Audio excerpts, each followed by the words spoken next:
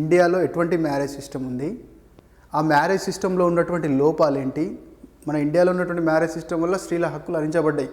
చిన్న వయసులో పెళ్లి చేయడం, వరకట్నం చేయడం, బహుభార్యత్వం. సో ఇలాంటి కారణాలను తగ్గించడానికి ఎలాంటి సామాజిక శాసనాలను తీసుకొని వచ్చిళ్ళు, వాటి ద్వారా మ్యారేజ్ ప్రాబ్లం ఎంతవరకు కంట్రోల్ చేసినారు. అలాగే హిందువులో వివాహ వ్యవస్థ ఎలా ఉంది, క్రిస్టియన్స్లో వివాహ వ్యవస్థ ఉంది, పార్సీలో వివాహ వ్యవస్థ ఎలా ఉంది, అలాగే ఇస్లాం సామాజిక వ్యవస్థీకరణలో వివాహ వ్యవస్థ ఎలా ఉంది, వివాహాలు సాధారణంగా ఎన్ని రూపాల్లో ఉన్నాయి, ఏక వివాహం వల్ల ఉపయోగం ఏంటి, బహువివాహంలో ఉపయోగం ఏంటి, ఒక్కొక్క వివాహ రూపానికి సంబంధించి ఎగ్జాంపుల్స్, వివాహ నియమాలు ఏమున్నాయి, అసలు వివాహం అంటే ఏంది, వివాహం దేనికోసం చేసుకుంటారు, దేన్ని మనం వివాహం అంటాం, వివాహం చేసుకోవాలంటే కండిషన్స్ ఏంటి, అసలు వివాహం యొక్క లక్షణాలు ఏంటి. ఎందుకంటే marriage related to family, legislation related to marriage, legislation related to family, ఈ రెండు అంశాలు కూడా మన వివాహ వ్యవస్థలో భాగంగా చదువుకుంటాం. అది మహిళా సంక్షేమంలో భాగమే. కాబట్టి ఇక్కడ నుంచి ఒక 2-3 ప్రశ్నలు మనకు మనం ఈజీగా ఎక్స్పెక్ట్ చేయొచ్చు. సో ఆ క్రమంలో మన వివాహం గురించి తెలుసుకొని ముందటికి వెళ్దాం. సో వివాహం అనేటువంటి పదం హిందీ పదం వి+వాహ, హిందీ పదం ఇది. వి+వాహ అనేటువంటి హిందీ పదం నుంచి వివాహం అనేటువంటి పదం ఉద్భవించింది. దీని అర్థం ఏంటంటే సమాజ అంగీకారంతో, సమాజం ఆమోదించినటువంటి రీతిలో వరుడు వధువు ఇంటికి వచ్చి తీసుకుపోవడం, వాహ అంటే తీసుకుపోవడం, వధువుని సాంప్రదాయబద్ధంగా తీసుకుపోయేటువంటి ఒక సామాజిక తంతునే, కల్చరల్ తంతునే మనం వివాహం అనేది హిందీ పదం. వివాహం అనేది తెలుగు పదం. వివాహం అనే తెలుగు పదం వివాహ అనేటువంటి హిందీ పదం నుంచి వచ్చింది. దాన్ని మనం ఇంగ్లీష్లో మ్యారేజ్ అని పిలుస్తున్నాం. February 2nd సండేని ఇంటర్నేషనల్ డే ఫర్ మ్యారేజ్గా ఐక్యరాజ్య సమితి గుర్తించింది. మనం బేసిక్గా వివాహాన్ని డిఫైన్ చేయదలుచుకుంటే, యాక్చువల్గా సామాజిక శాస్త్రవేత్తలు, ఆంథ్రోపాలజిస్టులు ఒక అభిప్రాయంలో వివాహాన్ని పూర్తి స్థాయిలో మనం డిఫైన్ చేయలేమంటాం. కొన్ని ఎగ్జాంపుల్ చెప్తా. జనరల్గా వివాహం అంటే జనరల్గా ఉన్నటువంటి డెఫినేషన్ ఏంటంటే, ఒక స్త్రీ మరియు పురుషుడు సమాజం ఆమోదం పొందినటువంటి రీతిలో తంతును నిర్వహించి ఒకరిపై ఒకరు లైంగిక పరంగా గుత్తాధిపత్యాన్ని కలిగి ఉండి దాంపత్య జీవనాన్ని ఆరంభించి వారి యొక్క పిల్లలకు చట్టబద్ధమైన తల్లిని, చట్టబద్ధమైన తండ్రిని, అలాగే పరస్పరం చట్టబద్ధమైన భార్యని, చట్టబద్ధమైన భర్తని అందించేటువంటి ఒక సామాజిక సంస్థనే వివాహం అంటున్నాం. కుటుంబం ఎలా అయితే సామాజిక సంస్థో, వివాహం కూడా సామాజిక సంస్థే. అందుకే లూయి అనేటువంటి శాస్త్రవేత్త ఏం చెప్తారంటే, వివాహం మరియు కుటుంబం అనేవి రెండు కూడా నాణానికి బొమ్మ మరియు బొరుసు లాంటివని చెప్తాడు. ఎందుకంటే కుటుంబం ఏర్పడాలంటే వివాహం జరగాలి, వివాహం జరిగిన తర్వాత ఇమీడియట్గా కుటుంబం ఏర్పడుతుంది. అంటే ఇవి రెండు మ్యూచువల్గా కలిగి ఉంటాయి. బేసిక్గా అసలు ఈ ప్రపంచంలో ఏ జంతువులకు లేనటువంటి ఒక ఆచారం ఇది. ఏ జంతువులు పెళ్ళిళ్ళు చేసుకో, మనుషులు మాత్రమే పెళ్ళిళ్ళు చేసుకుంటారు. జంతువులు సామూహిక జీవనాన్ని కలిగి ఉంటాయి, ఉమ్మడిగా వేటాడుతాయి, ఉమ్మడిగా రక్షణనిస్తాయి, ఉమ్మడిగా పిల్లల్ని సాకుతాయి. కానీ వివాహం అనేటువంటి లక్షణం మాత్రం కేవలం సామాజిక నిర్మాణంలో, మనుషులు వారి యొక్క సామాజిక నిర్మాణంలో క్రమబద్ధమైన లైంగిక సంబంధాలు ఉండడం కోసం ఏర్పరచుకున్నటువంటి ఒక సామాజిక సంస్థ. అయితే వివాహం జరగడానికి, వివాహాన్ని మనం డిఫైన్ చేయదలుచుకుంటే, మనకు గిల్లిన్ అనేటువంటి శాస్త్రవేత్త చెప్పింది ఏంటంటే, వివాహం అనున్నది కుటుంబాన్ని స్థాపించుటకు మరియు సంతానాన్ని పొందుటకు సమాజ అంగీకారంతో చేసేటువంటి, ఏర్పరచుకునేటువంటి ఒక సామాజిక సంస్థనే వివాహం అని చెప్పేసి గిల్లిన్ అనేటువంటి శాస్త్రవేత్త చెప్తాడు. ప్రేమ, పిల్లలు మరియు ఆర్థికపరమైన అంశాలు అనేటువంటి 3 సూత్రాలతో కూడుకొని ఉన్నదే వివాహం. లవ్, ఇద్దరికి, వైఫ్ అండ్ హస్బెండ్కి. తర్వాత చిల్డ్రన్, ఉత్పత్తి, అంటే పిల్లల్ని ముందు తరాలకు అందించడం కోసం. అలాగే ఎకనామిక్ ఆస్పెక్ట్. ఈ 3 కలిపి మనం వివాహం అని ముల్లర్ అనేటువంటి శాస్త్రవేత్త చెప్పడం జరిగింది. సో మరి జంతువులకు లేనటువంటి అంటే మానవులు మాత్రమే ఇది ఎట్లా సాధ్యమైంది? కొన్ని సందర్భాల్లో అడిగిండు, ఈ క్రింది వానిలో వివాహం యొక్క పరిణామ క్రమాన్ని తెలపండి. లేకపోతే ఫర్ ఎగ్జాంపుల్ ఇట్లా ఇస్తాడు క్వశ్చన్, ఏ స్వైరత్వం, బి ఏక వివాహం, సి స్వైరత్వం, ఏక వివాహం, బహువివాహం, డి బృంద వివాహం.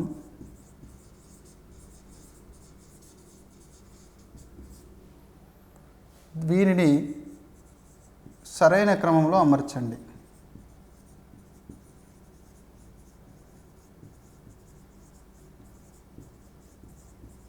అమర్చాలనుకుంటే మనకి ముర్డాక్ అనేటువంటి శాస్త్రవేత్త ఏం చెప్తారంటే, ముందుగా భారతీయ సమాజంలో స్వైరత్వం ఉండే స్వైరత్వం అంటే జంతువుల్లాగా అవసరం ఉన్నప్పుడు మేటింగ్ జరపడం, తర్వాత వేరువేరుగా ఉండడం.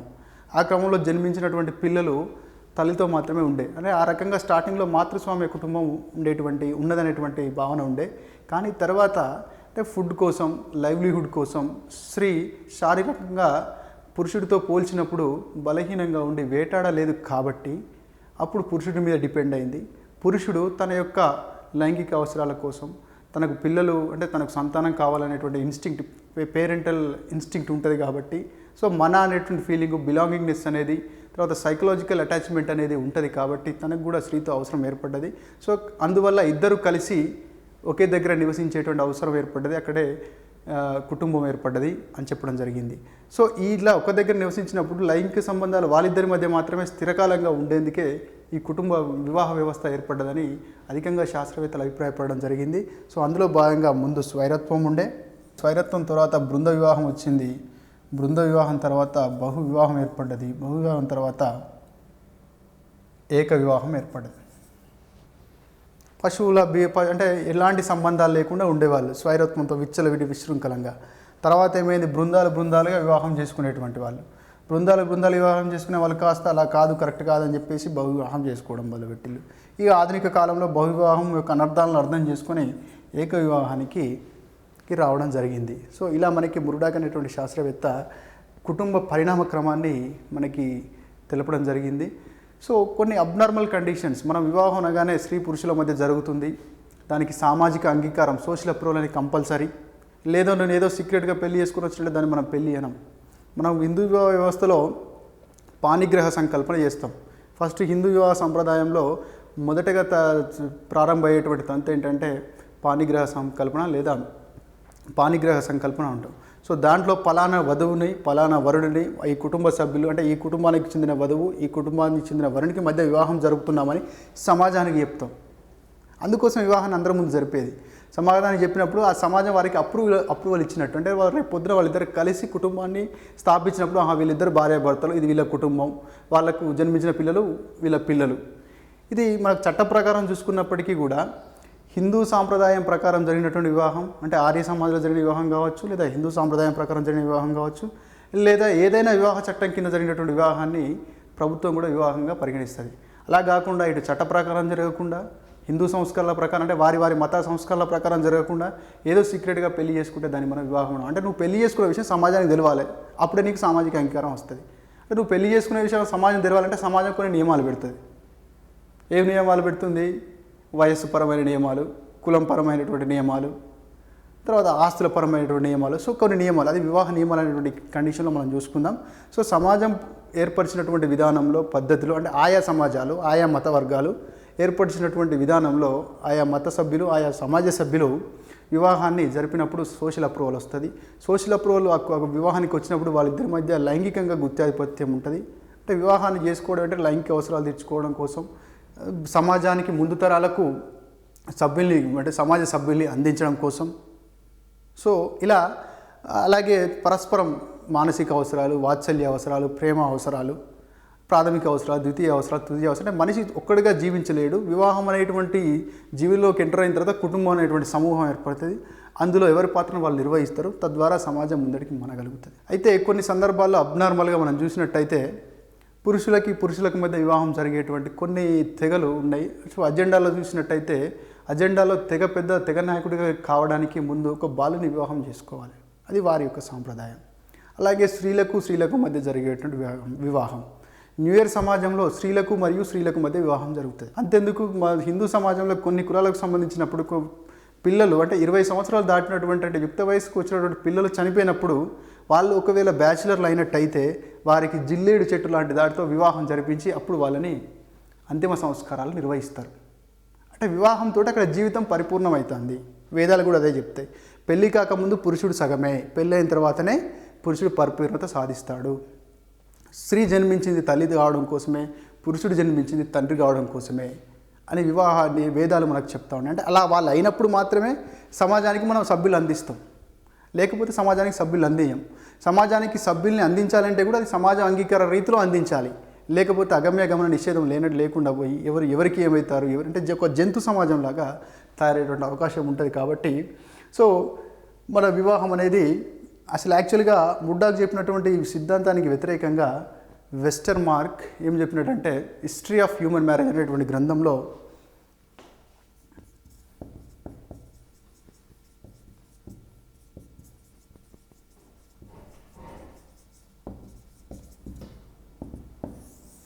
హిస్టరీ ఆఫ్ హ్యూమన్ మ్యారేజ్ అనేటువంటి గ్రంథంలో వెస్టర్ మార్క్ ఏక వివాహమే పురాతనమైనదని చెప్పినాడు. క్వశ్చన్ రావచ్చు, సరే ఏ వివాహం పురాతనమైందని. వెస్టర్ మార్క్ ప్రకారం ఏ వివాహం పురాతనమైంది, ఏ పుస్తకంలో చెప్పినాడు? వెస్టర్ మార్క్ అనేటువంటి శాస్త్రవేత్త ఏక వివాహమే పురాతనమైనటువంటి వివాహంగా చెప్పడం జరిగింది. ఈ వివాహం అనగానే మనకి కొన్ని లక్షణాలు మీకు పటపట గుర్తుకు రావాలి. ఇది ఒక ప్రాథమిక సామాజిక సంస్థ. వివాహం కుటుంబానికి దారితీస్తుంది, సమాజంలో లైంగిక సంబంధాలను రెగ్యులేట్ చేస్తుంది, సమాజానికి కుటుంబ సభ్యులను అందిస్తుంది. సో అలాగే సమాజం అంటే ముందు కొనసాగడానికి, అంటే ఈ తరం ఇంకో తరం లేదా సమాజం కంటిన్యూస్గా కొనసాగడానికి కుటుంబాలు ఏర్పడడానికి వివాహం అనేది ఖచ్చితంగా అవసరం. అలాగే వివాహం విశ్వవ్యాప్తమైంది, కేవలం ఒక భారతదేశంలో లేదు, శ్రీలంకలో లేదు, నేపాల్లో లేదు, ప్రపంచమంతా ఆయా రకాల వివాహాలు. ప్రతి తెగల్లో వివాహం ఉంది, ప్రతి వెనుకబడ్డ తెగల్లో ఉంది, అడ్వాన్స్ తెగల్లో ఉంది, అమెరికాలో ఉంది, రష్యా. కాకపోతే అక్కడి సాంప్రదాయాలు, అక్కడి మత విధానాల ప్రకారం ఖచ్చితంగా వివాహం అనేది జరుగుతుంది. వివాహానికి సమాజం యొక్క అంగీకారం కంపల్సరీ. సమాజం అంగీకారం కాకుండా నేను సీక్రెట్గా మ్యారేజ్ చేసుకుంటే దాన్ని మ్యారేజ్ అనం. సో ఇలాంటి లక్షణాలతో మనం వివాహం అనేది ఏర్పడుతుంది. సో తర్వాత మనం చూడాల్సినటువంటి అంశాలు, వివాహం ఎన్ని రూపాల్లో ఉంది ప్రపంచవ్యాప్తంగా, వివాహానికి సమాజ అంగీకారం పొందాలంటే సమాజం ఎలాంటి నియమాలను పెడతా ఉంది, అంటే మేనత్త బిడ్డను చేసుకునేటివి ప్రత్యేక అధికారం ఉండడం, మన కుల సభ్యులే పెళ్లి చేసుకోవాలనేటువంటి అంతర్వివాహ నియమాన్ని పెట్టడం, అందులో మళ్ళీ మన కుల సభ్యులనే పెళ్లి చేసుకునేటప్పుడు మన గోత్రానికి మన వంశానికి సంబంధించిన వారిని పెళ్లి చేసుకోవాలని చెప్పేసి మళ్ళీ గోత్ర బహిర్వివాహాన్ని, వంశ బహిర్వివాహాన్ని సజెస్ట్ చేయడం, మన గ్రామానికి సంబంధించకుండా బయటి గ్రామాన్ని, నాగాలో చూసినట్టయితే సొంత గ్రామానికి కాకుండా బయటి గ్రామానికి సంబంధించిన అమ్మాయిని వివాహం చేసుకుంటారు, సొంత గ్రామానికి సంబంధించిన అమ్మాయిని వివాహం చేసుకోరు. సో ఇలా మనకి కొన్ని అంశాలు ఉన్నాయి. ఈ వివాహ రూపాలు కూడా హిందువులు ఎలా ఉన్నాయి, క్రిస్టియన్లు ఎలా ఉన్నాయి అనేటువంటి పాయింట్ ఆఫ్ వ్యూ మనం ముందుకు వెళ్ళాల్సి ఉంటుంది. ముందుగా జనరల్గా ప్రపంచవ్యాప్తంగా వివాహాలు ఎన్ని రూపాలు ఉన్నాయో మనం తెలుసుకుందాం. ఈ వివాహ రూపాలని మొట్టమొదటిసారిగా మాలినోవ్స్కీ అనేటువంటి శాస్త్రవేత్త వివాహాల్ని 3 రకాలుగా వర్గీకరించిండు. అందులో ఒకటి ఏక వివాహము, రెండోది బహుభార్యత్వము, మూడోది బహుభర్తత్వము. మోనోగమి ఏక వివాహము, బహుభార్యత్వము పాలిగైని, బహుభర్తత్వము పాలియాండ్రీ. సో ఈ 3 అంశాల్ని ముందుగా మొట్టమొదటిసారిగా మాలినోవ్స్కీ వర్గీకరించిండు. దీన్నే ఫార్మ్స్ ఆఫ్ మ్యారేజ్ ఆర్ వివాహ రూపాలు అంటాం. మరి దేని ఆధారంగా వర్గీకరించిండు మాలినోవ్స్కీ? దేని ఆధారంగా వర్గీకరించిండు? ఏ అనేటువంటి ఒక వ్యక్తి ఉన్నాడు, పెళ్లి చేసుకున్నాడు, భార్య చనిపోయింది, మళ్ళీ పెళ్లి చేసుకున్నాడు. ఆయన బహువివాహాన్ని పాటించినట్ట, ఏక వివాహాన్ని పాటించినట్ట? అంటే ఈయన చేసుకున్నటువంటి ఆధారం ఏంటంటే ఒక వ్యక్తి నిర్దిష్ట కాలంలో ఎంతమంది జీవిత భాగస్వాములను కలిగి ఉన్నాడు. ఒక వ్యక్తి నిర్దిష్ట కాలంలో ఎంతమంది జీవిత భాగస్వాములను కలిగి ఉన్నాడు. ఒకేసారి 2 భార్యలను కలిగి ఉన్నాడా? బహుభార్యత్వం. ఒకేసారి 2 భర్తలను కలిగి ఉన్నాడా? బహుభర్తత్వం. లేదు ఒకేసారి ఒకటే భార్యను కలిగి ఉన్నాడా? ఏక వివాహం. ఆ భార్య చనిపోయింది, మళ్ళీ పెళ్లి చేసుకున్నాడు, అది కూడా ఏక వివాహమే. కాకపోతే దాంట్లో కొంచెం తేడాలు ఉంటాయి, అదేందో చూసుకోవాలి. ఒక్కొక్క వివాహ రూపానికి మరియు అందులో ఉన్న మెరిట్స్కి, డిమెరిట్స్, ఒక్కొక్క వివాహ రూపానికి సంబంధించిన ఎగ్జాంపుల్స్ మనం ముందుకు వెళ్ళాలి. దాంతోపాటుగా ప్రతి వివాహ రూపాన్ని డయాగ్రామెటికల్గా మనం అర్థం చేసుకోవాలి. సో అలాంటప్పుడు క్వశ్చన్ ఎలా ఇచ్చినా మనం ఆన్సర్ చేయగలుగుతాం. సో కాబట్టి మన వివాహ రూపాల్ని నెక్స్ట్ అధ్యయనం చేద్దాం. వివాహ రూపం అంటే ఫార్మ్స్ ఆఫ్ మ్యారేజ్ అయినా టైప్స్ ఆఫ్ మ్యారేజ్ అయినా తేడా లేదు, ఒకటే. ఒక నిర్దిష్ట కాలంలో ఎంతమంది జీవిత భాగస్వాములను కలిగి ఉన్నాడు అనేటువంటి అంశం ఆధారంగా ప్రపంచవ్యాప్తంగా మొట్టమొదటిసారి మాలినోవ్స్కీ అనేటువంటి శాస్త్రవేత్త వివాహాలను ఇంతకుముందే చెప్పినట్టుగా ఏక వివాహము, బహుభార్యత్వము, బహుభర్తత్వంగా చెప్పడం జరిగింది. సో మనం జనరల్గా క్లాసిఫికేషన్ చూసుకున్నట్టయితే ఏక వివాహము, మోనోగమి, మోనో అంటే ఒకటి, గమి అంటే వివాహం, ఒక్కరిని వివాహం చేసుకోవడం ఏకకాలంలో. ఈ ఏక వివాహం మళ్ళీ రెండు రకాలుగా చెప్పొచ్చు. ఒక వ్యక్తికి వివాహం జరిగింది, మీకు ఇంతకుముందు చెప్పినాను, గుర్తులు బాగా గుర్తుపెట్టుకోవాలి మీరు. సోషియాలలో ఈ గుర్తు అంటే పురుషుడు, ఈ గుర్తు స్త్రీ, మేల్ ఫీమేల్, వీళ్ళిద్దరి మధ్య ఉన్నటువంటి మ్యారేజ్ బ్యాండ్ అంటే వీళ్ళిద్దరు దంపతులు. ఇలా గీసినప్పుడు వీరి యొక్క సంతానం అని అర్థం. ఇలా గీసినప్పుడు వీళ్ళిద్దరూ వీరి యొక్క సంతానం, ఈ ఇద్దరు పిల్లలు వీరి యొక్క సంతానం. ఈ గుర్తున్నప్పుడు అలా గుర్తుపెట్టుకోవాలి. సో ఇలా ఇద్దరు వ్యక్తుల మధ్య ఈ గుర్తున్నప్పుడు రక్త సంబంధం ఉన్నట్టు, అంటే సోదరుడు సోదరి, ఇంకొక సోదరి ఉంటే ఇలా, ఇంకొక సోదరుడు ఉంటే ఇలా, మళ్ళీ ఈయన వివాహం అయితే ఇలా. సో ఈ ఆర్డర్ని మీరు గుర్తుపెట్టుకోవాలి. సో వివాహం జరిగింది, ఏక వివాహం. ఈమె చనిపోయింది అనుకుందాం దురదృష్టవశాత్తు. అప్పుడు ఈయన మళ్ళీ పెళ్లి చేసుకున్నాడు. చనిపోయిన తర్వాత పెళ్లి చేసుకున్నాడు, విడాకులు ఇచ్చిన తర్వాత పెళ్లి చేసుకున్నాడు. అంటే సింగిల్ టైంలో అతనికి ఒక్కటే లైఫ్ పార్ట్నర్ ఉంది, ఇద్దరు లేరు. సో దాన్ని కూడా మనం ఏక వివాహం అంటాం. కాకపోతే ఏంటంటే లైఫ్ పార్ట్నర్ను కోల్పోయిన తర్వాత, విడాకులు తీసుకున్న తర్వాత మళ్ళీ వివాహం చేసుకొని ఒకే జీవిత భాగస్వామ్యాన్ని కలిగి ఉంటే దాన్ని ఏకకాల ఏక వివాహం అంటాం. అంటే ఒకే కాలంలో ఒక్కరిని మాత్రమే కలిగి ఉన్నాడు. ఆమె మిస్ అయినప్పుడు ఇంకోని మళ్ళీ పెళ్లి చేసుకున్నాడు, లేకపోతే ఆయన మిస్ అయినప్పుడు ఇంకోని పెళ్లి చేసుకున్నాడు. సో దాన్నే నాన్ సీరియల్ మోనోగమి అంటాం. అలాగే జీవితకాల ఏక వివాహం. జీవితకాల ఏక వివాహం అంటే సనాతన హిందూ సాంప్రదాయంలో అధికంగా ఉండే వివాహం జరిగింది, దురదృష్టవశాత్తు వైఫ్ చనిపోయింది, ఈయన మళ్ళీ వివాహం చేసుకోడు. అంటే ఒకసారి పెళ్లి చేసుకున్న తర్వాత జీవిత భాగస్వామి ఉన్నా లేకున్నా ఏం సంభవించినా మళ్ళీ వివాహం చేసుకోడు. సో అటువంటి వివాహాన్ని జీవితకాల ఏక వివాహం, సీరియల్ మోనోగమి అంటాం. సో ఈ ఏక వివాహం యొక్క ఉపయోగాలు వెస్టర్ మార్క్ గారు చెప్పినట్టుగా ఈ ప్రపంచ చరిత్రలో, అంటే మానవ చరిత్రలో ఏక వివాహమే అత్యంత పురాతనమైందని చెప్పినాడు. ఏక వివాహంలో స్త్రీ పురుషులకు సమానమైనటువంటి ప్రాధాన్యత ఇవ్వబడుతుంది. సంతానం సరైన మార్గంలో ముందడి తీసుకెళ్ళబడుతుంది. అలాగే స్త్రీల పట్ల హింస అనేది ఏక వివాహంలో చాలా తక్కువగా ఉంటుంది. ప్రపంచమంతా అంటే స్త్రీలకు పురుషులకు సమాన హోదా ఉంటుంది. ప్రపంచవ్యాప్తంగా సమాజ అంగీకారం పొందినటువంటిది, విశ్వవ్యాప్త అంగీకారం పొందినటువంటిది ఏక వివాహం. జనాభా పరంగా చూసిన జనాభాను స్టేబుల్గా మెయింటైన్ చేయడంలో ఏక వివాహం ఉపయోగపడుతుంది. బహుభర్తత్వం తీసుకుంటే జనాభా పూర్తిగా తగ్గిపోతుంది, బహుభార్యత్వాన్ని తీసుకుంటే జనాభా ఏకదం పెరిగిపోతుంది. సో కానీ ఏక వివాహం మాత్రం మోడల్గా జనాభా ఒక టెంపోలో వెళ్ళడానికి ఉపయోగపడుతుంది. అలాగే సమాజంలో ఏక వివాహం వల్ల అందరికీ వివాహం చేసుకునేటువంటి అవకాశం వస్తుంది. నిరుపేదలకు, డబ్బున్న వాడికి, బాగా టాప్ మోస్ట్ ఎంప్లాయీకి, చిన్న చిరుద్యోగికి. అలాగే ఒక వ్యక్తికి నలుగురు అమ్మాయిని పెళ్లి చేసుకునే అవకాశం, లేదా ఒక అమ్మాయికి నలుగురు అబ్బాయిలు పెళ్లి చేసుకునే అవకాశం ఉన్నప్పుడు డబ్బులు ఎక్కువ ఉన్న వాళ్ళు ఎక్కువ మందిని పెళ్లి చేసుకుంటారు. డబ్బులు లేనివాడు వివాహం చేసుకోలేకపోతాడు. అదే ఏక వివాహం అనేటువంటి నియమం సమాజంలో ఉన్నట్టయితే ఒకరు వివాహం చేసుకున్నాడు కాబట్టి అతనికి ఎంత ఆస్తున్నా ఎంత స్తోమతున్నా మళ్ళీ వివాహం చేసుకోవడానికి అవకాశం లేదు. కాబట్టి అందరికీ వివాహం చేసుకునేటువంటి అవకాశం ఏక వివాహం వల్ల లభిస్తుంది.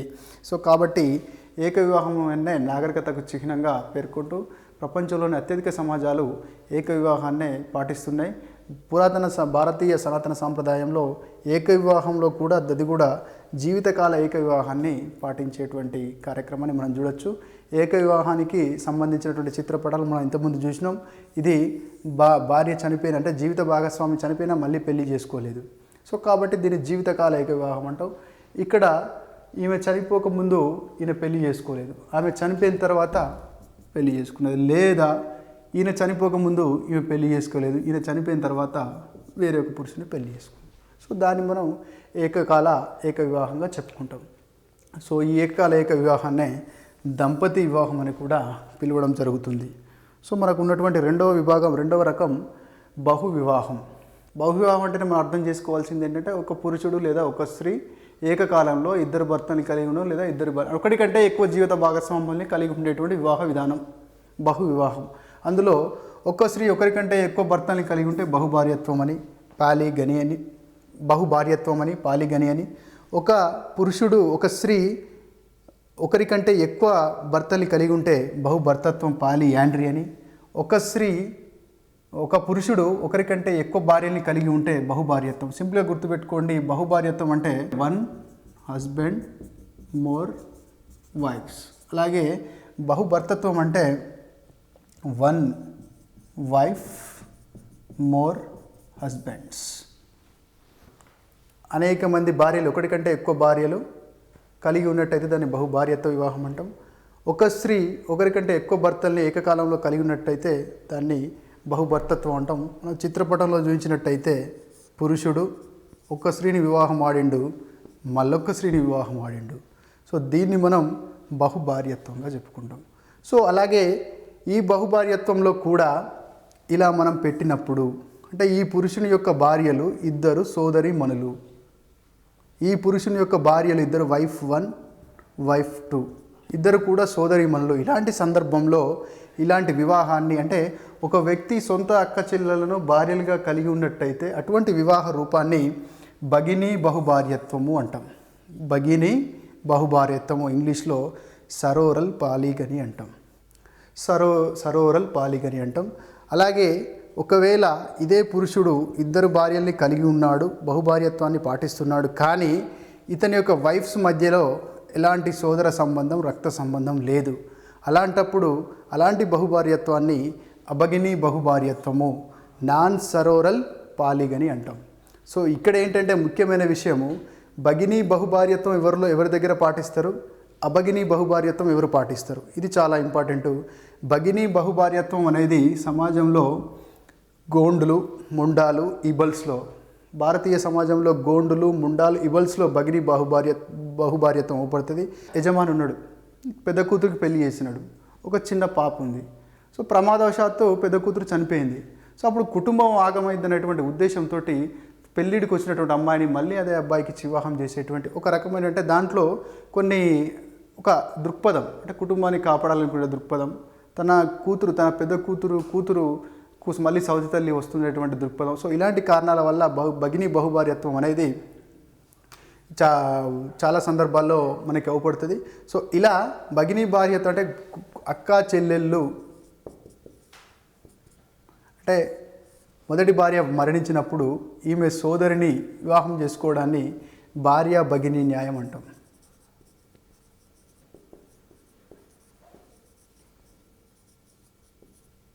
భార్య భగినీ న్యాయం. ఇదేమో భార్య భగినీ బహు వివాహం, భార్య భగినీ బహుభార్యత్వం.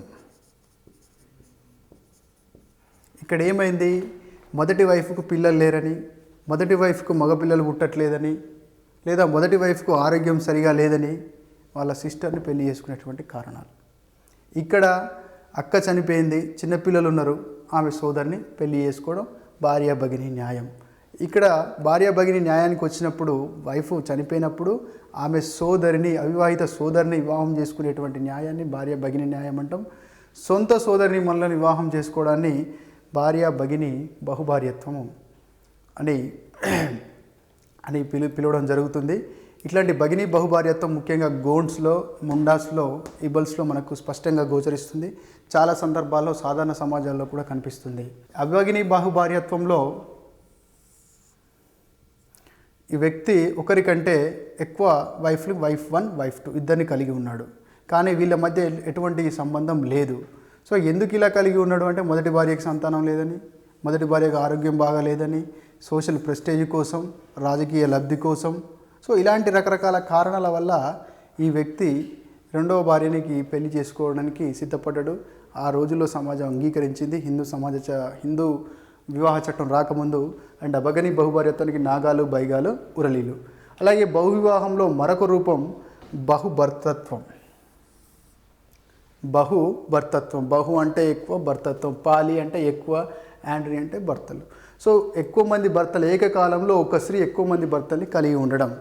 దీన్ని మనం చిత్రపటం రూపంలో చూసినట్టయితే ఒక స్త్రీ ఏకకాలంలో హస్బెండ్ 1, హస్బెండ్ 2, హస్బెండ్ 3 వాటెవర్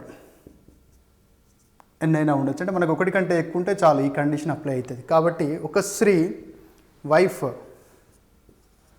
ఏకకాలంలో హస్బెండ్ 1ని కలిగి ఉంది, అలాగే హస్బెండ్ 2ని కలిగి ఉంది. సో ఇలాంటి సందర్భంలో ఈ స్త్రీ వివాహం చేసుకున్నటువంటి భర్తలు అన్నదమ్ములైతే అలాంటి వివాహాన్ని సోదర బహుభర్తత్వము లేదా ఫ్యాటర్నల్ ప్యాలియండ్రీ అంటాం.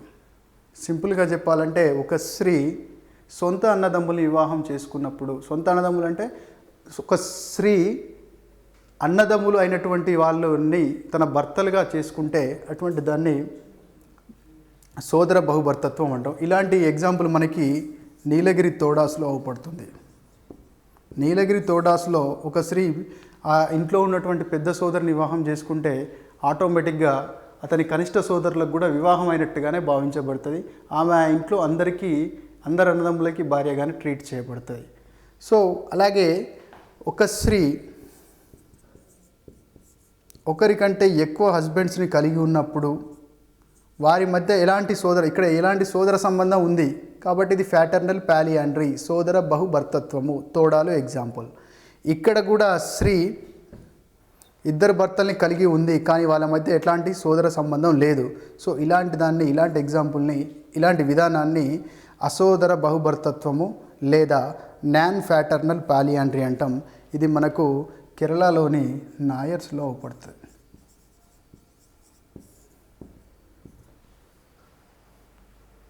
సో ఇవి బహుభార్యత్వానికి అంటే ఏంటి, బహుభార్యత్వానికి బహుభర్తత్వానికి ఎగ్జాంపుల్స్. సో అలాగే మగ సంతానం కావడం, సంతానం లేకపోవడం, అంతర్వివాహాన్ని చేసుకోవాలి, మన కుల సభ్యులే చేసుకోవాలి, ఇట్లాంటి కారణాల వల్ల ముఖ్యంగా భార్యత్వము అనేది ఎక్కువగా సమాజంలో అంటే కొన్ని తెగల్లో కనపడుతుంది. బహుభర్తత్వము హైలీ అబ్నార్మల్. ఇది మనకు ద్రౌపదిని ఎగ్జాంపుల్గా తీసుకోవచ్చు. ఏదో కొన్ని కారణాల వల్ల ద్రౌపది పాండవులందరికీ భార్యగా మారింది. పాండవులందరూ అన్నదమ్ములు కాబట్టి ద్రౌపది ఎగ్జాంపుల్ మనం ఏం చెప్పుకోవచ్చు, సోదర బహుభర్తత్వముగా మనం చెప్పుకోవచ్చు, అంటే ఫ్యాటర్నల్ పాలియాండ్రీగా చెప్పుకోవచ్చు. సో మనకి ఫ్యాటర్నల్ పాలియాండ్రీ అనేది నీలగిరి తోడాల్లో అవపడుతుంది. కారణం ఏంటంటే నీలగిరి తోడాలు అంటే బహుభర్తత్వాన్ని ఏమని పిలుస్తారంటే పేదరికంతో రాజీ పడి చేసుకునే పెళ్ళి.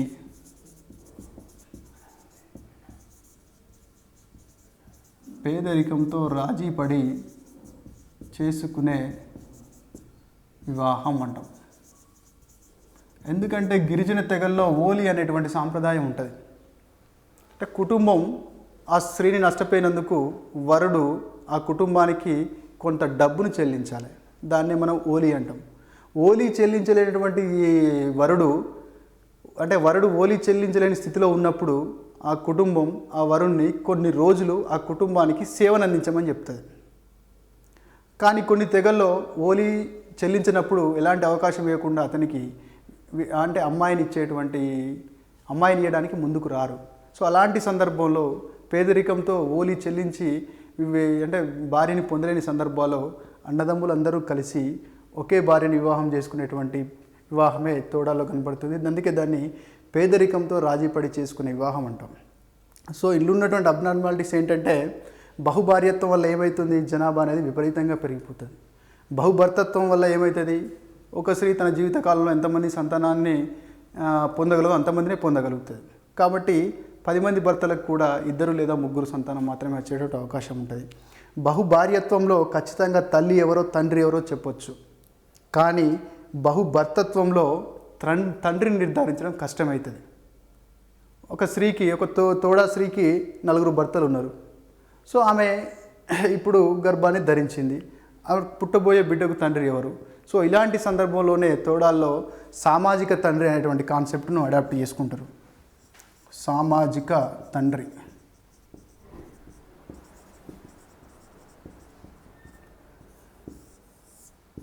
సోషియోలాజికల్ ఫాదర్. ఎవరిని సామాజిక తండ్రిగా అంగీకరిస్తారు ఉన్నటువంటి భర్తల్లో? ఈమె 7వ నెల గర్భిణిగా ఉన్నప్పుడు గర్భంతో ఉన్నటువంటి స్త్రీకి ఆమె భర్తల్లో ఎవరో ఒకరు విల్లుని మరియు బాణాన్ని ఆమెకి కానుకగా ఇచ్చినప్పుడు పుట్టబోయేటువంటి బిడ్డకి ఈ కానుకను ఇచ్చినటువంటి వాడే సామాజిక తండ్రిగా పరిగణించబడతాడు. ఈ ఉత్సవాన్ని ధనుర్బాణోత్సవం అంటారు. ఈ ఉత్సవాన్నే ధనుర్బాణోత్సవం అంటారు. క్వశ్చన్ పడవచ్చు, ధనుర్బాణోత్సవం ఏ తెగలో జరుగుతుంది? ధనుర్బాణోత్సవం గాన వచ్చేటువంటి వివాహ రూపం బహుభర్తత్వం. ధనుర్బాణోత్సవానికి కారణం ఏంటి? సామాజిక తండ్రి నిర్ధారించడానికి పేదరికంతో రాజీపడి చేసుకునే పెళ్ళి అని దేన్ని అంటారు? సో జనాభా అది పూర్తిగా తగ్గేటువంటి జనాభా అంటే పూర్తిగా తగ్గేటువంటి అవకాశం ఉన్నటువంటి వివాహ రూపం ఏది? పూర్తిగా పెరిగేటువంటి వివాహ రూపం ఏది? సో ఈ బహుభార్యత్వం వల్ల ఏంటంటే ముఖ్యంగా కుటుంబాలు అశాంతితో జగడాలకు కూడలిగా, పిల్లలు సరైనటువంటి సామాజీకరణ చెందకుండా, తర్వాత న్యూట్రిషన్ లోపాలు, అధిక ఖర్చులు, అంటే ఒక ఫ్యామిలీని సరిగా జరపాలంటేనే ఈ రోజుల్లో చాలా కష్టమైన పరిస్థితుల్లో ఈ బహుభర్తత్వం వల్ల ఆర్థిక పరంగా సరి అయింది కాదు, పిల్లల సామాజీకరణ పాయింట్ ఆఫ్ వ్యూ చూస్తే సరి అయింది కాదు, ఆరోగ్యం పాయింట్ ఆఫ్ వ్యూ చూస్తే సరి అయింది కాదు, కుటుంబంలో శాంతి పాయింట్ ఆఫ్ వ్యూలో చూస్తే సరి అయింది కాదు, జనాభా పాయింట్ ఆఫ్ వ్యూలో చూసినా సరి అయింది కాదు. కానీ కొన్ని ఎక్స్ట్రీమ్ కండిషన్లో కొన్ని తెగల్లో మాత్రమే ఈ తోడాల్లో, నాయర్లో, కాశీల్లో బహుభర్తత్వము, అలాగే ఇతర తెగల్లో మనకి బహుభార్యత్వం అనేది కనపడడం జరుగుతుంది. మనం ఇంతకుముందు చెప్పుకున్నట్టుగానే ప్రతి సమాజంలో కూడా వివాహం జరగాలంటే సామాజిక అంగీకారం కంపల్సరీ అనుకున్నాం. సోషల్ అప్రూవల్ ఉంటేనే దాన్ని మనం వివాహం అంటామని చెప్పినాం. సోషల్ అప్రూవల్ ఎప్పుడు వస్తుంది? సమాజం పెట్టినటువంటి వివాహానికి సంబంధించి సమాజం పెట్టినటువంటి రూల్స్ అండ్ రెగ్యులేషన్స్ని లేదా సంప్రదాయాల్ని పాటించినప్పుడే ఆ మ్యారేజ్ యాక్సెప్ట్ చేయబడుతుంది. అట్లాంటి నియమాలనే మనం వివాహ నియమాలు లేదా రూల్స్ ఆఫ్ మ్యారేజ్ అంటాం. Rules of marriage. సో వివాహ నియమాల నుంచి కూడా మనకు క్వశ్చన్ వచ్చేటువంటి ఆన్సర్ ఉంటుంది కాబట్టి ఖచ్చితంగా వివాహ నియమాల గురించి తెలుసుకోవాలి. వివాహ నియమాలు ఏ నియమం ఏ సందర్భంలో అప్లై అవుతున్నటువంటి పాయింట్ ఆఫ్ వ్యూలో మనం ముందటికి వెళ్ళాల్సి ఉంటుంది. సో మనకు ప్రధానంగా ప్రపంచవ్యాప్తంగా చూసుకున్నట్టే వివాహ నియమాలు ప్రధానంగా రూల్స్ ఆఫ్ మ్యారేజ్ అంటాం. రూల్స్ ఆఫ్ మ్యారేజ్లో కొన్ని క్వశ్చన్స్ ఎలా పడతాయంటే, అంతర్వివాహం వల్ల నష్టమేమి, లాభమేమి, బహిర్వివాహం వల్ల నష్టం ఏంటి, లాభం ఏంటి, అంతర్వివాహం గ్రామ అంతర్వివాహాన్ని పాటించేది ఎవరు, గ్రామ బహిర్వివాహాన్ని పాటించేది ఎవరు, హిందువుల్లో జరిగేటువంటి వివాహం ఏ రకమైనటువంటి అంతర్వివాహం, ఏ రకమైనటువంటి బహిర్వివాహము. సో ఇలాంటి లక్షణాల మీద ప్రశ్నలు వచ్చేటువంటి అవకాశం ఉంటుంది కాబట్టి వివాహ నియమాలని ఒకసారి మీరు అర్థం చేసుకోండి. వివాహ నియమాల్ని ప్రధానంగా 3 రకాలు చెప్తారు. అందులో మొదటిది నిషిద్ధ నియమము, రెండవది సాంప్రదాయ నియమము, మూడవది అధికరణ నియమము.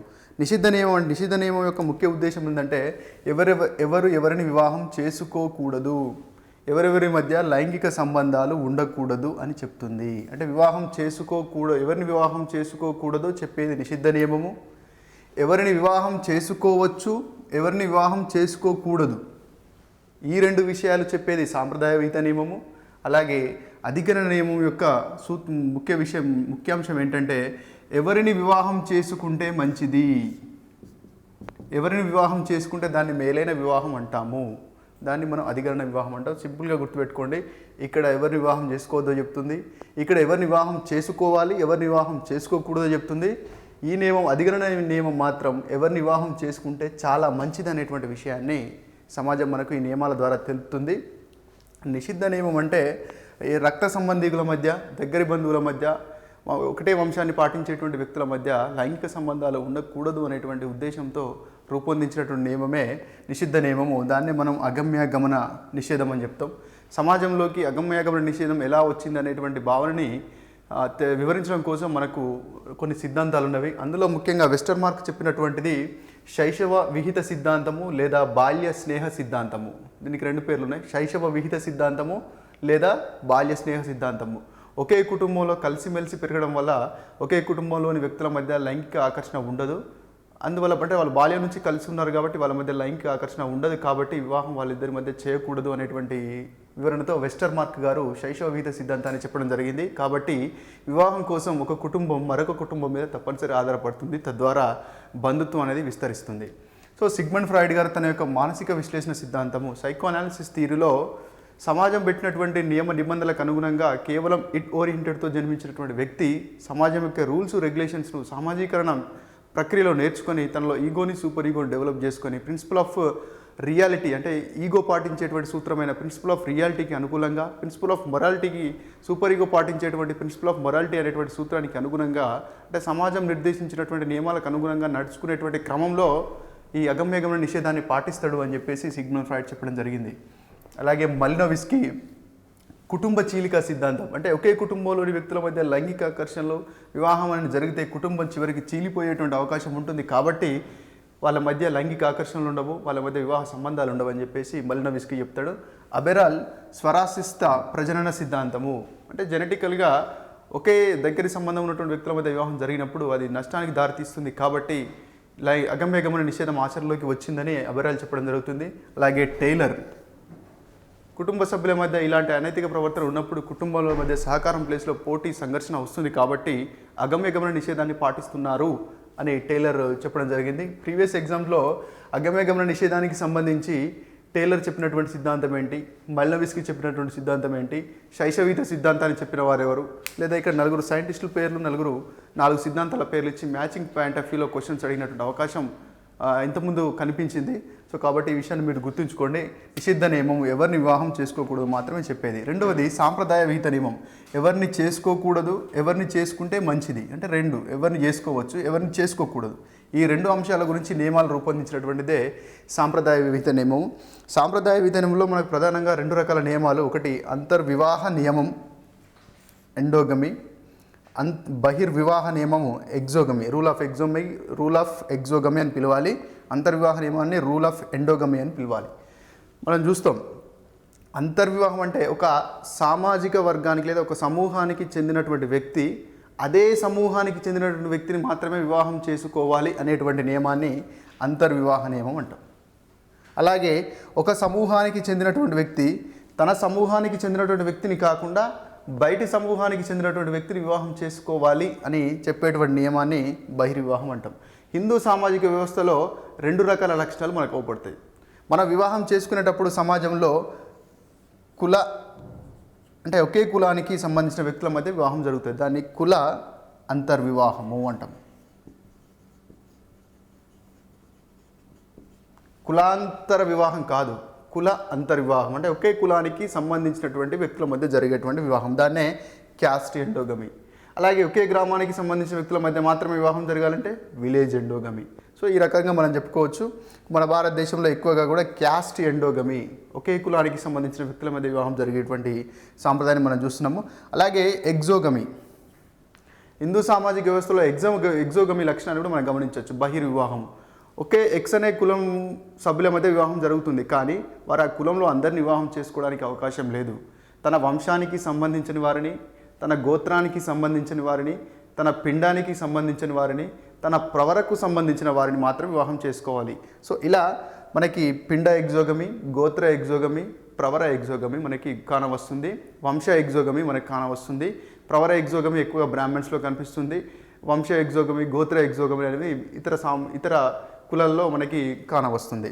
సో ఏంటి అంతర్వివాహ నియమం వల్ల, బాహ్యవివాహ నియమం వల్ల లాభాలేంటి, నష్టాలేంటి, ఈ పాయింట్ ఆఫ్ వ్యూలో మనకి క్వశ్చన్స్ వచ్చేటువంటి అవకాశం ఉంటుంది. అంతర్వివాహం వల్ల ఏమవుతుందంటే జాతి స్వచ్ఛత అనేది కాపాడబడుతుంది, కులం అనేది ఇంకా దృఢంగా తయారవుతుంది. కులం అనేది ఇంకా అంతర్వివాహం వల్ల బాగా దృఢంగా తయారవుతుంది. బహిర్వివాహం వల్ల కులం అనేటువంటి భావన కొంచెం అంటే సామాజికంగా ముందరికి వెళ్ళకుండా అంతర్వివాహాలు కావడం వల్ల, అంటే 2 కులాల మధ్య వివాహాలు కావడం వల్ల కుల వ్యవస్థ అనేది బలహీనపడుతుంది. కానీ అంతర్వివాహం వల్ల, అంటే ఒకే కులంలో ఒకే సామాజిక వర్గానికి చెందిన వ్యక్తుల మధ్య వివాహం జరగడం వల్ల కుల వ్యవస్థ ఇంకా బలపడడం జరుగుతుంది.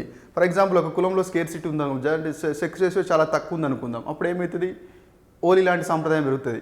ఒక కులంలో ఒక సామాజిక వర్గంలో ఆడపిల్లల సంఖ్య ఎక్కువ ఉందనుకుందాం, అప్పుడు ఏమైతే వరకట్నం అనేది ఎక్కువ పెరుగుతుంది. సో ఇలాంటి సమస్యలు వీటి వల్ల రావడం జరుగుతుంది. అలాగే జీవిత భాగస్వామి ఎంపిక విషయంలో స్వేచ్ఛ తగ్గిపోతుంది. బహిర్వివాహం నియమం వల్ల ఉద్దేశం ఏంటి, బహిర్వివాహ నియమం పెట్టడం వల్ల ఏమవుతుంది, నువ్వు నీ వంశానికి సంబంధించిన వ్యక్తిని పెళ్లి చేసుకోకూడదు, వంశ బహిర్వివాహాన్ని పాటించాలి. నువ్వు నీ యొక్క గోత్రానికి సంబంధించిన వ్యక్తిని పెళ్లి చేసుకోకూడదు, గోత్ర బహిర్వివాహాన్ని పాటించాలి. ఎందుకంటే వంశము గోత్రం అనేటువంటి కాన్సెప్ట్ ఏంటి, బంధుత్వ సమూహంలో ఒకే మూల పురుషుని నుంచి ఉద్భవించినటువంటి సమూహాన్నే మనం వంశం అంటాం.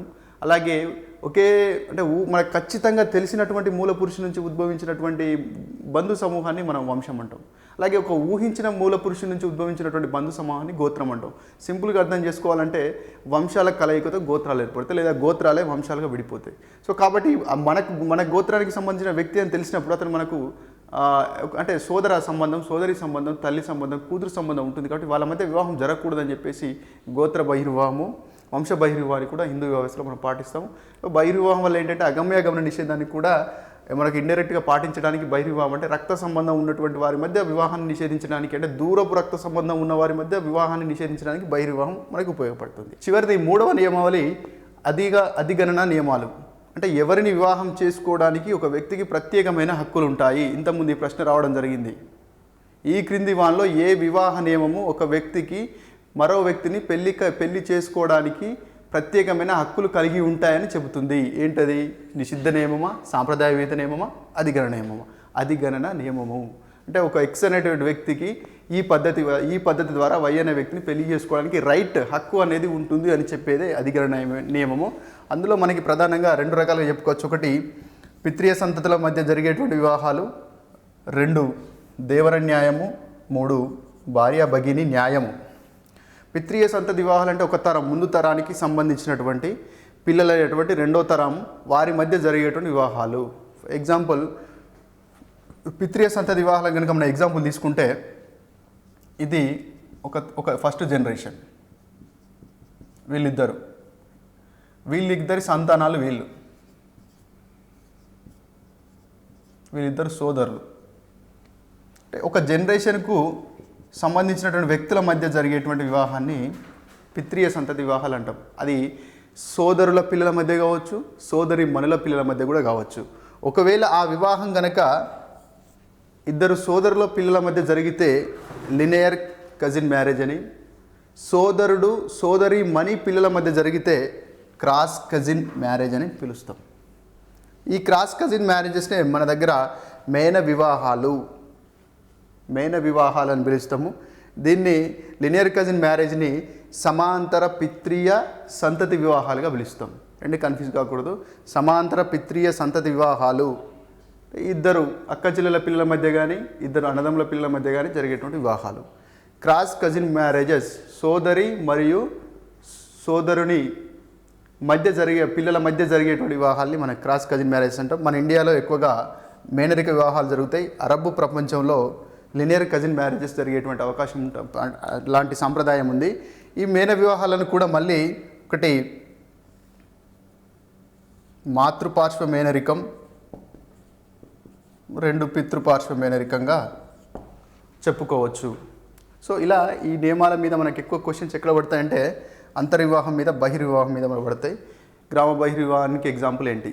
ముఖ్యంగా నాగాల్లో వాళ్ళ గ్రామానికి సంబంధించినటువంటి అమ్మాయిని వివాహం చేసుకోరు, బయటి గ్రామానికి సంబంధించిన అమ్మాయిని వివాహం చేసుకుంటారు. ఇంతకుముందు 2-3 సార్లు ఈ క్వశ్చన్ అవ్వబడింది. ఈ క్రింది ఏ తెగలో గ్రామ బహిర్వివాహం కానవస్తుంది? నాగాలు గుర్తుపెట్టుకోండి. నాగాలాండ్ ప్రాంతంలో ఉండేటువంటి నాగాల్లో గ్రామ బహిర్వివాహం జరుగుతుంది. అలాగే నాగాలు అధికంగా రాక్షస వివాహానికి ప్రాధాన్యతనిస్తారు. వాళ్ళకు స్టేట్మెంట్ ఇస్తారు, మేము మా శత్రువులను ఓడిస్తాము, వారి కుటుంబాలకు సంబంధించిన స్త్రీలను వివాహం చేసుకుంటాము. ఇది నాగాలకు సంబంధించిన స్టేట్మెంట్. సో ఇది వివాహ నియమావళి. హిందువులలో వివాహం అనేది అతి పవిత్రమైనటువంటి మతపరమైన మరియు సామాజిక పరమైనటువంటి కార్యక్రమం. ఇది వ్యక్తిగత విషయం కాదు. బాగా గుర్తుపెట్టుకోండి, హిందువులలో వివాహం అనేది వ్యక్తిగతమైనటువంటి విషయం కాదు.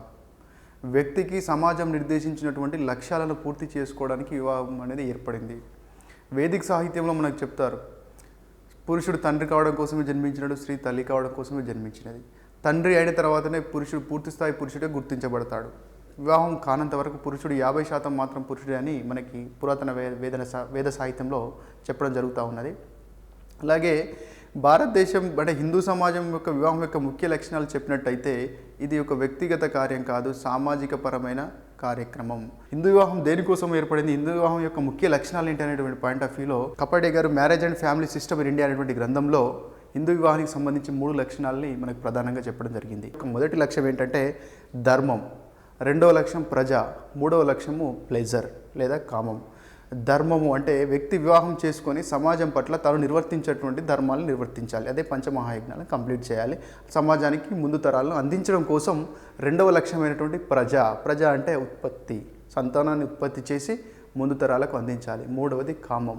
వ్యక్తి తన జీవితాంతం కూడా తనకు అవసరమైనటువంటి అవసరాలని ధర్మాచరణతో కూడినటువంటి అంటే నియమబద్ధమైన జీవిత విధానంతో కూడినటువంటి మార్గంలోనే కంప్లీట్ చేసుకోవాలి. కాబట్టి ఇక్కడ మనం గమనించినట్టయితే ఈ 3 లక్ష్యాల్లో అత్యున్నతమైన హిందూ వివాహ లక్ష్యాలు అంటారు వీటిని మూడింటిని. ఈ హిందూ వివాహ లక్ష్యాల్లో అత్యున్నతమైనది ఏంటి? ధర్మము. చివరిది ఏంటి? కామము, ప్లెజర్. సో చాలాసార్లు అడిగాడు హిందూ వివాహ లక్ష్యాల్లో ఈ క్రింది వాళ్ళలో అత్యుత్తమైన హిందూ వివాహ లక్షణం ఏది? ధర్మమా, కామమా, లేకపోతే ప్రజానా? సో ఈ పాయింట్ ఆఫ్ వ్యూలో మనకు క్వశ్చన్ పడేటువంటి అవకాశం ఉంటుంది. ఈ లక్ష్యాన్ని మనకు పేర్కొన్నటువంటి శాస్త్రవేత్త కపాడియా గారు. పురాతన హిందూ వివాహ వ్యవస్థలో మనువు హిందువులలో 8 రకాల వివాహ రూపం ఉందని చెప్పినాడు. ఆ 8 రకాల వివాహ రూపాల్లో 4 వాటినే పురాతన హిందూ వివాహ రూపాలు అంటారు. దాంట్లో 4 వివాహ రూపాలని సమాజం అంగీకరించింది, 4 వివాహ రూపాలని సమాజం అంగీకరించలేదు. సమాజం అంగీకరించినటువంటి 4 వివాహ రూపాలని ప్రశస్త వివాహాలు అంటాం. సమాజం అంగీకరించినటువంటివి, సమాజం చేసుకోకూడదు ఈ రూపంలో అని చెప్పినటువంటి వివాహ రూపాలని అప్రశస్త వివాహ రూపాలు అంటారు. సో చాలాసార్లు పురాతన హిందూస్ వివాహ రూపాల నుంచి క్వశ్చన్స్ పడడం జరిగింది కాబట్టి దాంట్లో వివాహ రూపం ఏంటి, దాని యొక్క ముఖ్య లక్షణం ఏంటి, దాంట్లో అంతర్లీనంగా ఇమిడి ఉన్నటువంటి భావం ఏంటి, ఈ పాయింట్ ఆఫ్ వ్యూలో క్వశ్చన్స్ పడేటువంటి ఛాన్స్ ఉంటుంది. కాబట్టి మనం నెక్స్ట్ హిందూ వివాహ రూపాలు ఒకసారి గమనిద్దాం. సో సమాజం అంగీకరించినటువంటి వివాహ రూపాలు 4, అవి ప్రశస్త వివాహాలు. సమాజం అంగీకరించినటువంటివి 4 అప్రశస్త వివాహ రూపాలు. సో అందులో ముఖ్యంగా బ్రహ్మ వివాహము, దైవ వివాహము, హర్ష వివాహం, ప్రజాపతి, ఈ 4ంటిని ప్రశస్త వివాహాలు అంటాం. అంటే ఇందులో ఎటువంటి అనైతికత లేదు. కారణం ఏంటంటే బ్రహ్మ వివాహం అనేటువంటి రూపంలో పెళ్లి కూతురు తండ్రి ఒక స్కాలర్ని, మంచి గుణం ఉన్నటువంటి వాడికి, ఒక విద్యావంతుడికి తన కూతుర్ని ఇచ్చి వివాహం చేసినప్పుడు అట్లాంటి వివాహాన్ని బ్రహ్మ వివాహం అంటాం. బ్రహ్మ వివాహం చేస్తే 12 తరాలుగా, అంటే ఆ కుటుంబానికి చెందినటువంటి అటు 12 తరాలు ఇటు 12 తరాల వ్యక్తులు మోక్షాన్ని పొందుతారు అనేటువంటి కాన్సెప్ట్, అనేటువంటి భావన, విశ్వాసం హిందూ వివాహ వ్యవస్థలో కలదు. ఇందులో దాగి ఉన్నటువంటి అంతర్లీనంగా ఉన్నటువంటి విషయం కన్యాదానం. అంటే ఒక మంచి పురుషుడికి, గుణవంతుడికి, విద్యావంతుడికి, శీలవంతుడికి తన కూతుర్ని దానం చేసేటువంటి భావం కన్యాదానం అని అంటాము. అంటే బ్రహ్మ వివాహంలో అంతర్లీనంగా అమ్మడి ఉన్నటువంటి అంశం కన్యాదానం. అలాగే దైవ వివాహం. దైవ వివాహాన్ని జరిపినప్పుడు ఆ కుటుంబానికి సంబంధించి అటు 8 తరాలు ఇటు 8 తరాలు అంటే మోక్షాన్ని ప్రాప్తిని పొందేటువంటి అవకాశం ఉండదనేటువంటి విశ్వాసం ఉంది. ఇక్కడ అధికంగా దైవ చింతన, వేద జ్ఞానము, అలాగే ఒక పూజారి లక్షణాలు కలిగినటువంటి వ్యక్తికి తన కూతురిని దక్షిణగా సమర్పించేటువంటి వివాహ రూపాన్ని మనం దైవ వివాహం అంటాం. ఇక్కడ దక్షిణ అనేటువంటి భావన మనకి కనపడతా ఉంది. హర్ష వివాహం.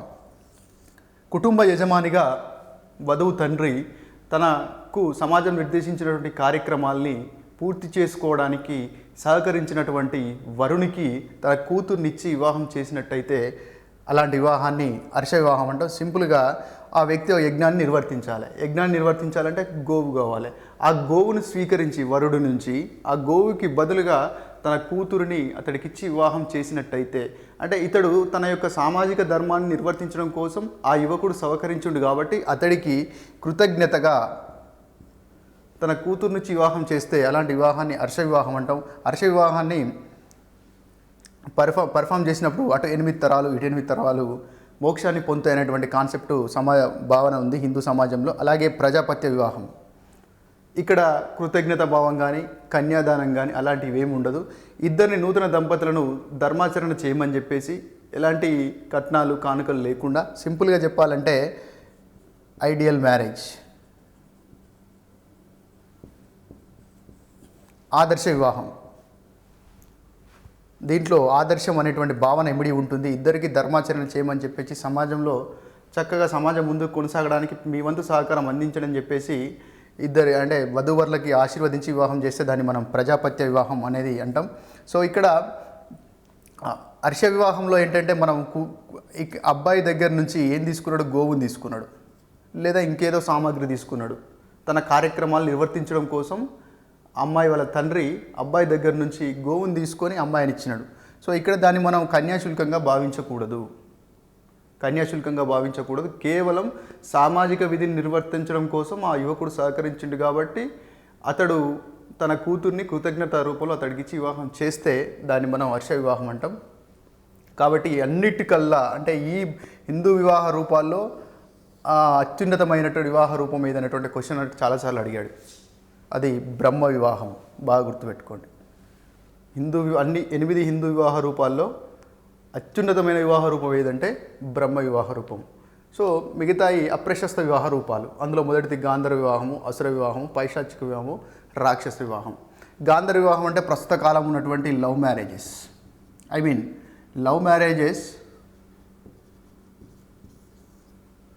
ఇక్కడ బ్రహ్మ వివాహంలో తండ్రి ఇన్వాల్వ్ అయినాడు. అంటే తన కూతుర్ని మంచి వధువుకి వెతుకులాడి, తన కూతుర్ని మంచి వరుణ్ణి వెతుకులాడి, అంటే స్కాలర్ని వెతుకులాడి ఇచ్చినాడు. ఇక్కడ దైవ చింతనలో కూడా, దైవ వివాహంలో కూడా పెళ్లి కూతురు తండ్రి మంచి పూజారిని, దైవ చింతన ఉన్నటువంటి యువకుని వెతుకులాడి అతనికి తన కూతుర్ని ఇచ్చినాడు. హర్ష వివాహంలో తను సహాయం పొందినందుకు కృతజ్ఞతగా తన కూతుర్ని ఇచ్చినాడు. ఇక్కడ కూడా తండ్రి ఇన్వాల్వ్ అయినట్టు. అంటే ఈ 4 సందర్భాల్లో కూడా తండ్రి, తల్లిదండ్రులు, కుటుంబం ఇన్వాల్వ్ అయింది. కానీ ఇక్కడ గాంధర్ వివాహంలో కుటుంబం ఇన్వాల్వ్ అవ్వదు, అది ప్రేమ వివాహం. ఇక్కడ అమ్మాయికి ఇక్కడ స్వేచ్ఛ లేదు, అమ్మాయి తండ్రి లేదా అమ్మాయి కుటుంబ సభ్యులు నిర్ణయం తీసుకొని వివాహాన్ని జరుపుతూ ఉన్నారు. కానీ ఇక్కడ వధూవరులే స్వేచ్ఛగా నిర్ణయం తీసుకుంటారు, వధూవరులకే స్వేచ్ఛ అధికంగా ఉంటుంది, వాళ్ళ తల్లిదండ్రులు ఇన్వాల్వ్ కారు. అంటే వధువు మరియు వరుడు ఇష్టపూర్వకంగా పెళ్లి చేసుకున్నప్పుడు దాన్ని మనం గాంధర్వ వివాహం అంటాం. సో ఇక్కడ అమితంగా వధూవరులకు స్వేచ్ఛ ఉంటుంది, కుటుంబ సభ్యుల యొక్క ఇన్వాల్వ్మెంట్ అనేది ఇక్కడ ఉండదు. మరొక వివాహ రూపం అసుర. వివాహం చేసుకోవడానికి అంటే వధువు యొక్క తల్లిదండ్రులకు కొంత పైకాన్ని చెల్లించి వివాహం చేసుకున్నట్టయితే, లేదా పెళ్లి కొడుకు నుంచి కొంత మొత్తాన్ని ధనాన్ని స్వీకరించి తన కుమార్తెనిచ్చి వివాహం చేసినట్టయితే అలాంటి వివాహ రూపాన్ని అసుర వివాహం అంటూ ఇక్కడ కన్యాశుల్కం అనేటువంటి భావన క్లియర్గా అవపడుతూ ఉంది. కన్యాశుల్కం అనేటువంటి భావన అసుర వివాహంలో క్లియర్గా మనకు కనపడుతూ ఉంది. సో ఇక్కడ కూడా పెళ్లి కూతురు యొక్క ఒపీనియన్కి, పెళ్లి కూతురికి స్వేచ్ఛ లేకుండా పెళ్లి కూతురు యొక్క తల్లిదండ్రులు కన్యాశుల్కానికి ఆశపడి చేసేటువంటి వివాహమే. కాబట్టి ఇక్కడ పెళ్లి కూతురుకు స్వేచ్ఛ అనేది లేకుండా ఉంటుంది, దాన్ని మనం గమనించవచ్చు. మూడవది పైశాచిక వివాహం. ఇది బ్రహ్మ వివాహం అత్యుత్తమ వివాహం, పైశాచిక వివాహం అత్యంత హీనమైనటువంటి వివాహం. వధువు లేదా ఒక స్త్రీ అవివాహిత అయినటువంటి బాలిక మత్తులో ఉన్నప్పుడు లేదా ఆ బాలికని మత్తుకు గురి చేసి ఆమెకు తెలియని స్థితిలో ఆమెకు స్పృహలో లేనటువంటి సందర్భంలో వివాహం చేసుకున్నట్టయితే, అంటే వివాహం జరుగుతుందన్న విషయం కూడా ఆమెకు తెలియదు.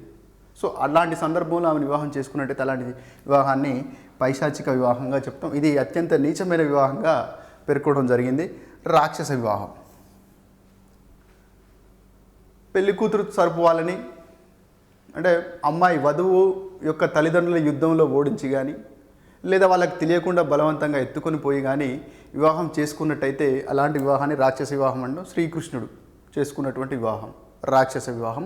సో ఇక్కడ రాక్షస వివాహంలో కూడా తల్లిదండ్రుల ఇన్వాల్వ్మెంట్ ఉండదు, పెళ్లి కూతురుకి ఇష్టం ఉండొచ్చు, ఉండకపోవచ్చు. పైశాచిక వివాహంలో తల్లిదండ్రులకు తెలియదు, పెళ్లి కూతురుకి ఇష్టం ఉండదు. అసుర వివాహంలో పెళ్లి కూతురు ఒపీనియన్తో సంబంధం లేదు, తల్లిదండ్రులు డబ్బులు తీసుకొని ఇచ్చేస్తారు. ఇక్కడ అసలు పేరెంట్సే ఇన్వాల్వ్ కారు. అయితే ఇందులో క్వశ్చన్స్ ఎలా వచ్చేటువంటి అవకాశం ఉంటుందంటే, అత్యుత్తమ వివాహ రూపం ఏది, నీచమైన వివాహ రూపం ఏది, ఇందులో కన్యాదానం అనేటువంటి భావనను కలిగి ఉన్నటువంటి హిందూ వివాహ రూపం ఏది, దక్షిణ అనేటువంటి భావనను కలిగినటువంటి హిందూ వివాహ రూపం ఏది, కృతజ్ఞత అనేటువంటి భావనను కలిగిన హిందూ వివాహ రూపం ఏది, ఆదర్శ వివాహాన్ని పోలిన వివాహ రూపం ఏది. సో ఇలా మనకి ప్రశ్నలు పడేటువంటి అవకాశం ఉంటుంది. కాబట్టి జాగ్రత్తగా చూసి సమాధానం పెట్టాలి. ఈ 8 సాంప్రదాయ హిందూ వివాహ రూపాలతో పాటు మనకి అనులోమ వివాహము, ప్రతిలోమ వివాహము, ఐసోగమి అండ్ అనిసోగమి అనేటువంటి వివాహ రూపాలు కూడా హిందూ సామాజిక వ్యవస్థలో కానరావస్తున్నాయి. అందులో ముఖ్యంగా అనులోమ వివాహం అంటే మనకు తెలుసు, హిందూ వివాహ వ్యవస్థ 4 వర్ణాలుగా విడిపోయి ఉంది. బ్రాహ్మణ్స్, తర్వాత క్షత్రియాసు, వైశ్యాస్ అండ్ శూద్రాస్. సో ఇక్కడ ఉన్నత వర్ణానికి చెందినటువంటి, ఫర్ ఎగ్జాంపుల్ బ్రాహ్మణ వర్గానికి చెందినటువంటి పురుషుడు క్షత్రియ వర్ణానికి చెందినటువంటి అమ్మాయిని పెళ్లి చేసుకున్న, లేదా వైశ్య వర్ణానికి సంబంధించిన అమ్మాయిని పెళ్లి చేసుకున్న, శూద్ర వర్ణానికి సంబంధించిన అమ్మాయిని పెళ్లి చేసుకున్న ఆ వివాహాన్ని అనులోమ వివాహం అంటాం. అంటే ఉన్నత వర్ణానికి చెందినటువంటి పురుషుడు నిమ్న వర్ణాలకు చెందినటువంటి స్త్రీలను పెళ్లి చేసుకున్నప్పుడు అటువంటి వివాహాన్ని అనులోమ వివాహం అంటాం. అలా కాకుండా నిమ్న వర్ణానికి చెందినటువంటి పురుషుడు ఉన్నత వర్ణానికి చెందినటువంటి స్త్రీని వివాహం చేసుకున్నట్టయితే, అంటే శూద్రకు సంబంధించిన ఒక పురుషుడు వైశ్య అమ్మాయిని పెళ్లి చేసుకున్నాడు, లేదా క్షత్రియ అమ్మాయిని పెళ్లి చేసుకున్నాడు, లేదా బ్రాహ్మణ అమ్మాయిని పెళ్లి చేసుకున్నాడు. అలాంటి సందర్భంలో ఆ వివాహాన్ని ప్రతిలోమ వివాహం అంటాం. అనులోమ వివాహం వల్ల వచ్చినటువంటి సంతానాన్ని దాసీపుత్రులను పిలుస్తారు. అలాగే ప్రతిలోమ వివాహం వల్ల వచ్చినటువంటి సంతానాన్ని పంచములు అని పిలిచారు. పంచములు. అలాగే ఐసోగమి అంటే సమస్థాయి వ్యక్తుల మధ్య జరిగేటువంటి వివాహము. సమస్థాయి వ్యక్తులు ఆర్థికంగా, ఫినాన్షియల్గా, సోషియలాజికల్గా, కల్చర్గా, ఆక్యుపేషనల్గా ఒకే రకమైన స్థాయి ఉన్నటువంటి వ్యక్తుల మధ్య జరిగేటువంటి వివాహాన్ని ఐసోగమి అంటాం. అనిసోగమి అంటే సమస్థాయి లేనటువంటి వ్యక్తుల మధ్య జరిగేటువంటి వివాహాన్ని అనిసోగమి అంటాం. భారతదేశంలో అధికంగా ఐసోగమికే అధిక ప్రాధాన్యత ఇవ్వడం జరుగుతూ ఉంది. వీటి నుంచి ఎక్కువగా ఎలాంటి క్వశ్చన్లు వచ్చేటువంటి అవకాశం ఉందంటే, దాసీపుత్రులు అనేటువంటి భావన ఏ వివాహ రూపం వల్ల వచ్చింది, పంచములు అనేటువంటి భావన ఏ వివాహ రూపం వల్ల వచ్చింది? ఐసోగమి అంటే ఏంటి? అరిసోగమి అంటే ఏంటి? సమస్థాయి సామాజికంగా, ఆర్థికంగా, సాంస్కృతికంగా ఒకే స్థాయి ఉన్నటువంటి వ్యక్తుల మధ్య జరిగేటువంటి వివాహాన్ని ఏమంటారు? సో ఇలాంటి ప్రశ్నలు పడేటువంటి అవకాశం ఉంటుంది కాబట్టి జాగ్రత్తగా పదాల్ని గమనించి సరైన సమాధానాన్ని గుర్తించాల్సి ఉంటుంది.